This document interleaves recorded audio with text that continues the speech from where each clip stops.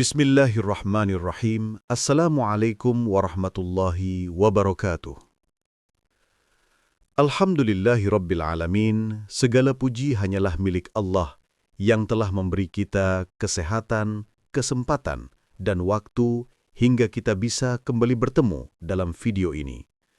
Salawat dan salam semoga selalu tercurah kepada junjungan kita Nabi Muhammad SAW, kepada keluarga beliau, para sahabat beliau, dan seluruh umat yang setia mengikuti sunnah beliau hingga akhir zaman. Sahabat beriman yang dirahmati Allah, saya mengucapkan rasa syukur yang mendalam karena Allah masih memperkenankan kita untuk berkumpul dalam majelis ilmu yang penuh keberkahan. Melalui video ini, saya berharap kita semua mendapatkan manfaat, pencerahan, dan ketenangan hati. Tidak lupa saya juga memanjatkan doa agar seluruh pemirsa selalu dilimpahkan rahmat, diberikan kesehatan yang sempurna, dilapangkan rizkinya, diampuni dosa-dosanya, dan dikokohkan langkahnya di jalan kebaikan. Mudah-mudahan niat baik kita hari ini dicatat oleh Allah sebagai amal yang mulia dan menjadi penerang hati kita di dunia maupun di akhirat. Sahabat beriman yang insya Allah selalu dijaga Allah Ta'ala, pada video kali ini kita akan membahas satu tema yang sangat penting, sangat sensitif, namun juga sangat sering diabaikan dalam kehidupan modern saat ini. Zaman yang serba canggih membuat batas-batas pergaulan menjadi kabur. Banyak orang terjebak dalam gaya hidup bebas yang tidak lagi mempertimbangkan nilai agama, termasuk dalam hubungan antara laki-laki dan perempuan. Pergaulan bebas, pacaran tanpa batas, hingga hubungan yang mendekati zina dianggap hal biasa oleh sebagian masyarakat. Padahal Allah telah menegaskan bahwa mendekati zina saja sudah merupakan dosa besar, apalagi melakukannya. Allah Ta'ala berfirman dengan sangat jelas dalam Al-Quran, dalam surah Al-Isra ayat 32. "Wala taqrabuz zina, innahu kana fahisyatan wa sa'a sabira." Artinya, dan janganlah kamu mendekati zina, sesungguhnya zina itu adalah suatu perbuatan yang keji dan suatu jalan yang buruk. Ayat ini menunjukkan betapa beratnya ancaman Allah terhadap perilaku zina, bahkan larangan yang diberikan bukan hanya jangan berzina, tetapi jangan mendekati zina. Artinya segala aktivitas, kondisi, atau lingkungan yang bisa mengantarkan seseorang kepada zina harus dihindari. Namun kenyataannya di zaman sekarang, hubungan di luar nikah justru dianggap lumrah dan bahkan dibanggakan. Banyak yang menganggap hamil di luar nikah sebagai kecelakaan yang bisa ditoleransi, padahal itu adalah salah satu dampak dari jauhnya manusia dari ajaran agama. Melalui pembahasan ini, kita ingin mengarahkan diri kepada pemahaman yang baik tentang bagaimana Islam memandang zina, apa saja akibatnya, bagaimana hukumnya, dan yang lebih penting, bagaimana jalan taubat bagi mereka yang pernah terjerumus dalam perbuatan tersebut. Karena Islam bukan hanya agama yang mengingatkan, tetapi agama yang memberi jalan kembali, memberi harapan, dan membuka pintu ampunan seluas-luasnya bagi siapapun yang ingin berubah. Sahabat beriman yang insya Allah selalu dijaga Allah yang Maha Pengampun, pembahasan kita hari ini tidak bertujuan untuk menghakimi siapapun. Kita membahas ini agar menjadi pengingat bagi diri kita sendiri, agar kita tidak terjerumus, dan agar saudara-saudara kita yang mungkin pernah terjatuh dalam dosa ini mengetahui bahwa pintu taubat masih terbuka selama nyawa belum berada di tenggorokan. Allah Maha mengetahui isi hati hambanya, dan Dia Maha menerima taubat bagi siapapun yang benar-benar ingin kembali kepadanya. Karena itu, mari kita ikuti pembahasan ini dengan hati yang jujur dan terbuka. Di bagian berikutnya, kita akan mulai memasuki inti materi tentang realitas zina di zaman modern, bahaya yang ditimbulkan, dan bagaimana Islam memberi peringatan tegas kepada umat manusia mengenai hal ini. Tetap bersama saya sampai akhir, karena setiap bagiannya saling terhubung dan akan membantu kita memahami persoalan ini dengan lebih baik lagi. Sahabat beriman yang dirahmati Allah Subhanahu wa Ta'ala, dalam kehidupan kita hari ini, arus modernisasi membawa banyak perubahan dalam cara manusia menjalani hidup. Pergaulan antara laki-laki dan perempuan menjadi semakin terbuka, bahkan seringkali tanpa batas, hingga membuat sebagian besar orang tidak lagi melihat bahaya yang tersembunyi di baliknya. Dalam berbagai lingkungan, baik sekolah, kampus, tempat kerja, maupun media sosial, interaksi yang tidak terjaga menjadi hal yang dianggap lumrah. Padahal dari kebiasaan ringan seperti bercanda berlebihan, berduaan, hingga chatting yang tidak perlu, seseorang perlahan bisa terjerumus ke dalam hal-hal yang dilarang agama. Realitas ini tidak bisa kita pungkiri.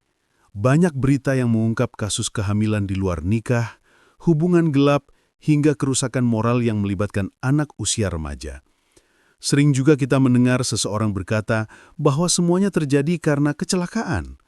Padahal kenyataannya, kecelakaan itu bermula dari pilihan-pilihan kecil yang sebelumnya dianggap sepele.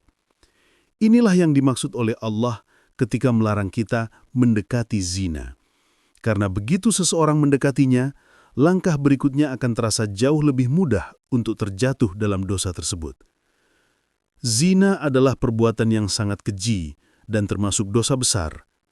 Rasulullah SAW menjelaskan bahwa zina bukan hanya merusak diri sendiri, tetapi juga merusak keturunan, keluarga, dan tatanan masyarakat. Ia adalah pintu kehancuran moral yang membuat seorang hamba semakin jauh dari Allah dan semakin dekat dengan murkanya. Bahkan dalam banyak riwayat disebutkan bahwa akibat zina, hilanglah keberkahan dari hidup seseorang, tertutup pintu rizki, dan datang berbagai kesulitan yang sebelumnya tidak pernah ia alami. Dalam hukum Islam, zina dikategorikan menjadi dua. Pertama, zina muhsan, yaitu zina yang dilakukan oleh seseorang yang sudah menikah. Kedua, zina ghairu muhsan, yaitu zina yang dilakukan oleh seseorang yang belum menikah. Hukuman keduanya berbeda, dan ini menunjukkan betapa seriusnya Islam dalam menjaga kesucian hubungan antara laki-laki dan perempuan. Bagi pelaku zina muhsan, hukumannya adalah rajam sampai mati. Sedangkan bagi pelaku zina ghairu muhsan, hukumannya adalah dera sebanyak 100 kali cambukan dan pengasingan selama 1 tahun. Hukum ini bukan untuk menyiksa hamba, tetapi untuk menjaga kehormatan manusia dan melindungi masyarakat dari kerusakan moral.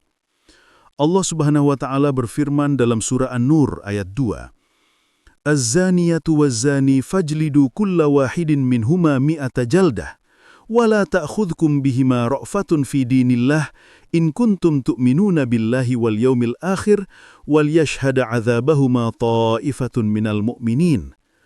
Artinya, perempuan yang berzina dan laki-laki yang berzina, deralah tiap-tiap seorang dari keduanya 100 kali dera, dan janganlah belas kasihan kepada keduanya mencegah kamu untuk menjalankan hukum Allah jika kamu beriman kepada Allah dan hari akhir. Dan hendaklah pelaksanaan hukuman mereka disaksikan oleh sekumpulan orang-orang yang beriman. Ayat ini bukan hanya menjelaskan hukuman zina, tetapi juga menunjukkan betapa besar kerusakan yang ditimbulkan oleh perbuatan tersebut. Jika tidak diberi batasan tegas, niscaya kehormatan manusia akan hancur, keluarga akan porak-poranda, dan generasi akan kehilangan arah. Zina bukan hanya tentang hubungan fisik, tetapi juga tentang hilangnya kehormatan dan rasa malu yang seharusnya menjadi perhiasan seorang mukmin. Sahabat beriman, kerusakan akibat zina tidak hanya dirasakan oleh pelaku, tetapi juga oleh masyarakat. Anak-anak yang lahir tanpa kejelasan nasab akan kesulitan mengenali ayahnya. Rumah tangga orang lain bisa hancur karena perselingkuhan. Bahkan seseorang yang pernah terjerumus zina sering merasakan dampak batin yang sangat menyakitkan, seperti rasa bersalah yang berat, hilangnya ketentraman hati, dan kecemasan yang tidak pernah reda. Karena itu Allah tidak menurunkan larangan zina sebagai beban, tetapi sebagai penjaga agar hati manusia tetap bersih, keluarga tetap harmonis, dan masyarakat tetap bermartabat. Islam menempatkan kehormatan seorang hamba pada posisi yang sangat tinggi. Karena itu apapun yang dapat merusaknya harus dijauhi.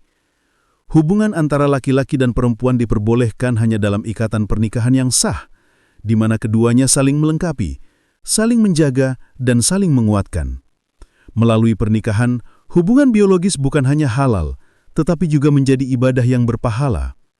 Maka sahabat beriman, memahami bahaya zina bukan untuk menakut-nakuti, melainkan agar kita sadar bahwa setiap perintah dan larangan Allah pasti memiliki hikmah yang besar. Allah menciptakan manusia dengan fitrah dan keinginan, tetapi juga memberikan aturan agar keinginan itu tersalurkan di jalan yang benar. Ketika kita menjauhi zina, sebenarnya kita sedang menjaga diri kita sendiri, menjaga keluarga kita, dan menjaga kemuliaan hidup kita. Insya Allah, pada bagian 3, kita akan membahas bagaimana seseorang bisa bertaubat dari zina, bagaimana cara-cara yang dianjurkan oleh agama, serta apa saja amalan yang dapat menghapus dosa tersebut. Jangan lewatkan kelanjutannya, karena bagian berikutnya adalah inti dari harapan bagi setiap hamba yang ingin memperbaiki dirinya. Sahabat beriman yang dirahmati Allah Subhanahu wa Ta'ala, setelah kita memahami betapa berbahayanya perbuatan zina dan bagaimana Islam memberikan peringatan keras terhadapnya, kini kita memasuki bagian yang paling memberi harapan bagi setiap hamba, yaitu tentang bagaimana seseorang dapat bertaubat dari dosa tersebut dan amalan apa saja yang bisa menghapusnya. Islam adalah agama yang penuh kasih sayang. Allah tidak pernah menutup pintu ampunan bagi siapapun yang ingin kembali kepadanya. Tidak peduli seberapa besar dosa yang dilakukan. Selama seseorang masih bernafas, selama ruh belum sampai di tenggorokan, pintu taubat tetap terbuka seluas-luasnya. Hal pertama yang harus dilakukan seseorang yang ingin bertaubat dari zina adalah menyesali perbuatannya.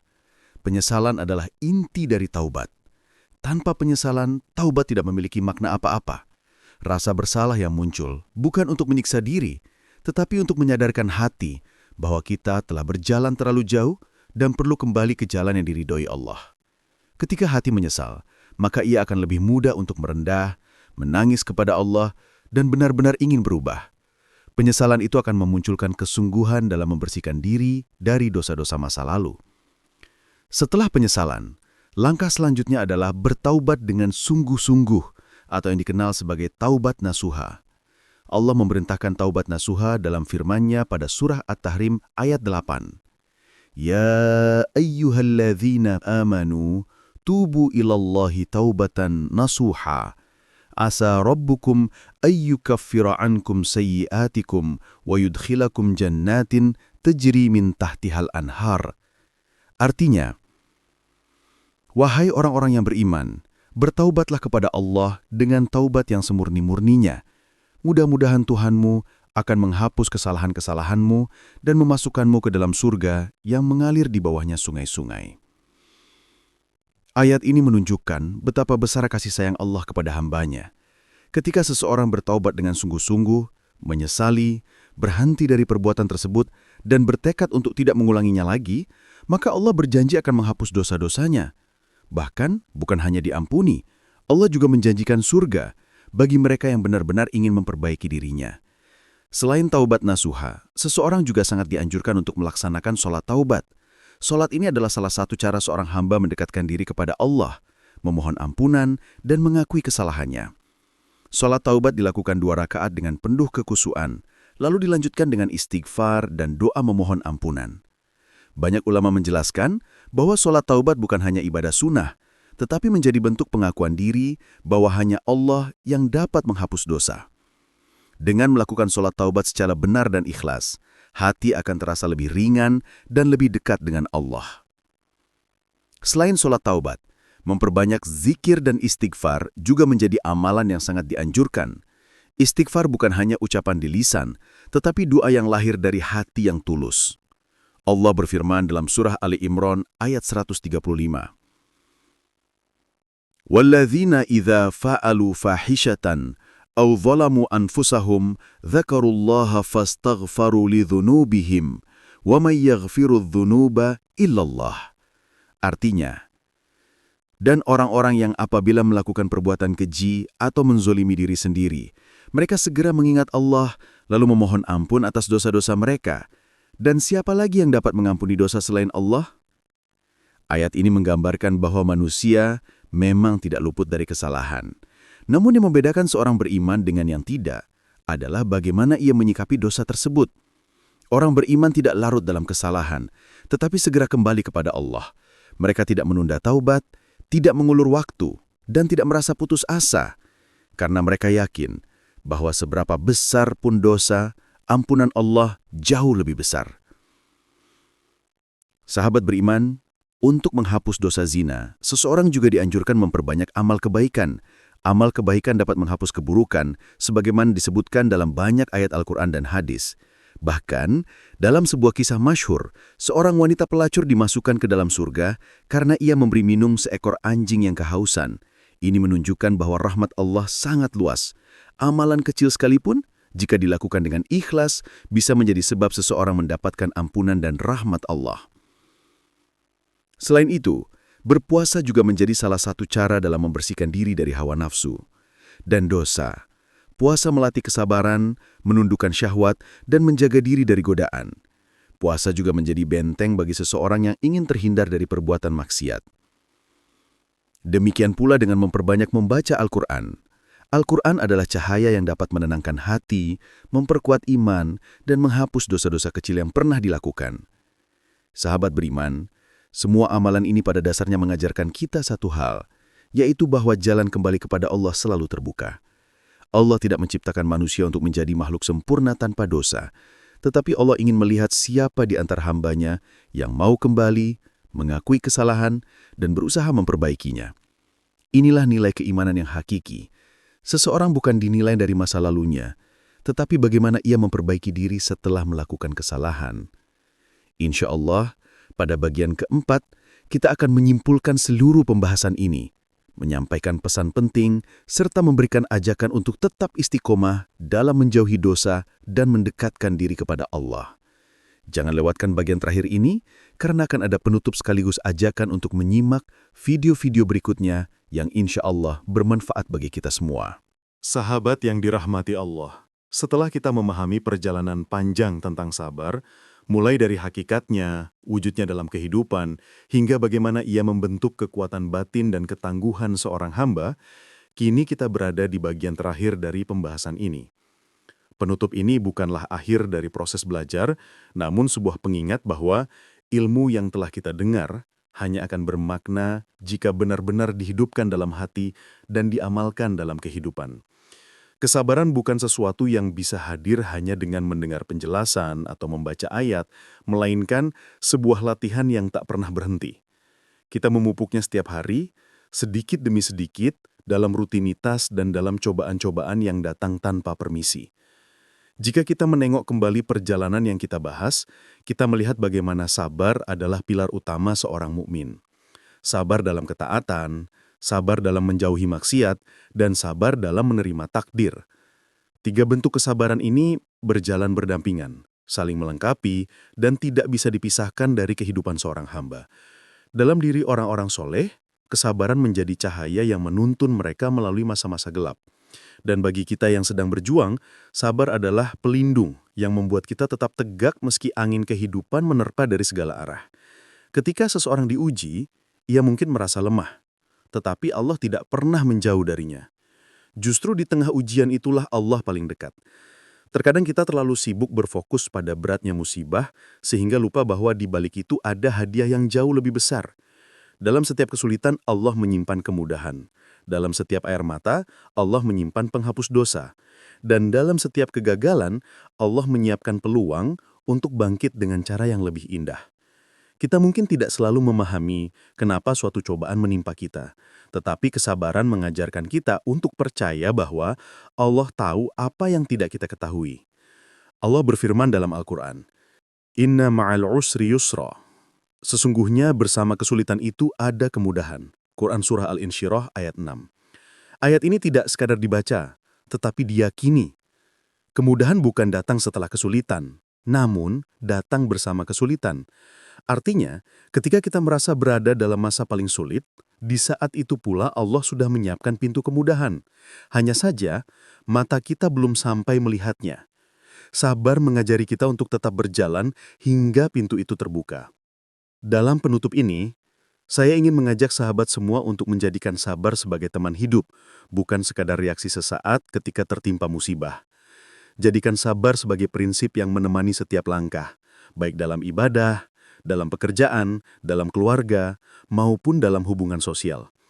Sabar bukan berarti lemah, tetapi justru tanda kekuatan.